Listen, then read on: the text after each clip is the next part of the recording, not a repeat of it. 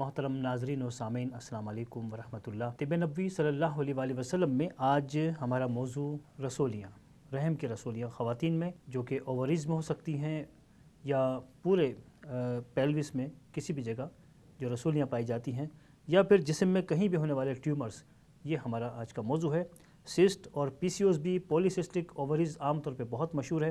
سب سے پہلے تو ڈاکٹرز کہتے ہیں کہ ہمارے پاس جو پیشنٹس آئے ہم نے دیکھا کہ وہ غم میں ڈوبے ہوئے اور کسی صدمے سے دو چار افراد، اگر انہیں 4-6 ماہ تک کوئی صدمہ کرنا پڑ گیا، کسی چیز کے اثرات ان پر موجود رہے کچھ ماہ تک، تو ان کے جسم میں ٹیومرز بننے شروع ہوئے۔ دوسری چیز پھر وہ اسموکرز کو کہتے ہیں کہ جو اسموکنگ کرنے والے ہیں ان کے جسم میں ان کے چاہے وہ لنگس، سینہ ہو یا کہیں پیٹ ہو، معدہ ہو یا خون کے کینسر تک بات جا سکتی ہے، لیکن عام طور پر ایسے افراد زیادہ اس کا شکار ہوتے ہیں۔ پھر ایسی خواتین کہ جو مانع حمل گولیاں، ٹیبلٹس استعمال کرتی ہیں، انہیں بھی سسٹ بن جایا کرتی ہے، یا ماہانہ نظام کی خرابیاں، یہ یا پھر صحت کی خرابی۔ اسی طرح ایک اور بڑی وجہ یہ اوبیسٹی، موٹاپا، وزن زیادہ ہونا، یہ بھی اووریز میں اور یا کسی بھی جگہ پر سسٹ بنا سکتا ہے، رسولیاں بنا سکتا ہے۔ لیکن ان سب کی وجوہات ٹیلی ویژن کی ریز ہیں، لہٰذا ٹیلی ویژن سے انہیں کہا گیا کہ وہ 12 سے 16 فٹ کے فاصلے پر بیٹھیں۔ ایک حدیث مبارکہ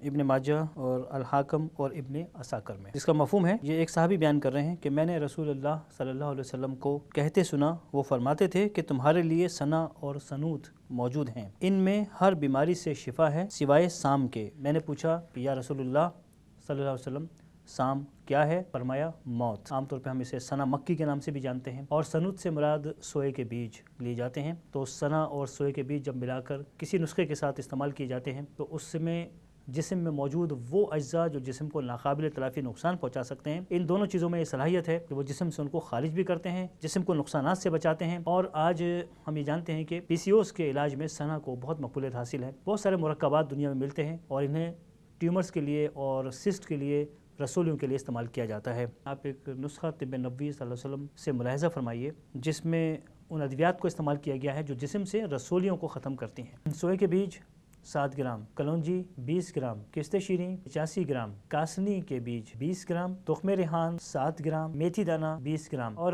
اگر کانسٹیپیشن نہ ہو یعنی قبض نہ ہو تو اس میں 5 گرام سنا مکی ملا دیجیے۔ ان سب کو پیس کر یکجان کر لیجیے اور نصف چائے کا چمچہ، سب سے چھوٹا چمچہ، آدھا ہاف ٹی اسپون، ناشتہ کرنے کے بعد اور رات کھانے کے بعد تھوڑے سے پانی کے ساتھ اسے استعمال کیجیے، اور روزانہ استعمال کیجیے بلا ناغہ 4 سے 6 ماہ۔ اگر اسے 1-2 ماہ مزید کر لیا جائے تو جسم کو بہت فائدہ اس کا ہوتا ہے۔ اس کے ساتھ ساتھ اونٹنی کا دودھ پی لیا جائے، 1 کپ صبح اور 1 کپ شام، اس میں آدھا کپ پانی ملا لیا جائے۔ فروٹس کھانے سے پہلے استعمال کر لیے جائیں، اور بند گوبھی کے بارے میں کہا جاتا ہے کہ وہ بھی یہی صلاحیت رکھتی ہے کہ جسم میں ہونے والی رسولیوں کو ختم کرنے میں 5 سے 7% اس کا بھی ایک کردار موجود ہے۔ ایک اور چیز ہے جو کا دلیا۔ جو کا دلیا تقریباً 30% تک رسولیاں ختم کرنے کی صلاحیت رکھتا ہے، جسے احادیث مبارکہ میں تلبینہ کہا گیا ہے۔ ہم نے ہمیشہ بتایا ہے کہ احادیث مبارکہ کی روشنی میں کہ چاندی یعنی سلور کے بنی ہوئی چیزیں، ان میں کھانا پینا سخت منع ہے، اور مسلم کی حدیث مبارکہ ہے، ابن ماجہ کی، ابن عساکر کی۔ یہ مفہوم ہے حدیث مبارکہ کا، جو شخص چاندی کے گلاس میں پانی پیے گا وہ گویا اپنے پیٹ میں آگ انڈیل رہا ہے، اور آگ والے امراض ہمارے سامنے ہیں۔